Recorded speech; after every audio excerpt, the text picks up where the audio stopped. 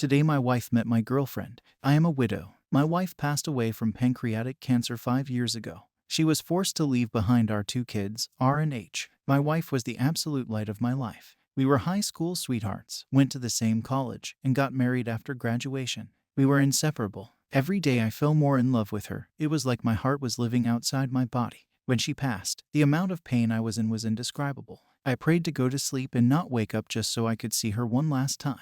I contemplated meeting her, but every time I was ready, my kids would look at me. They had her face, her personality, her DNA. I couldn't leave them. They were all I had left of her. It took years before I was able to function normally again. I even quit my job and lived off of savings and her life insurance for about a year. I was half the dad I used to be and only a fraction of my former self. 2 years after her passing, I decided enough was enough and I kicked myself into gear. I found a job in a different city, I packed my kids up, and I moved. Life was hard, but I kept chugging along and eventually I found some joy. A year after moving, I took a business trip to NY where I met my current girlfriend. While I acknowledged there was chemistry, I told her I was already married and she understood. However, a few months later I had to go back to NY where we met up again. I let my guard down for the first time around her. Before I knew it, she was putting in a transfer for my home branch and moving to my city. I fell in love with her and asked her out a year ago next month.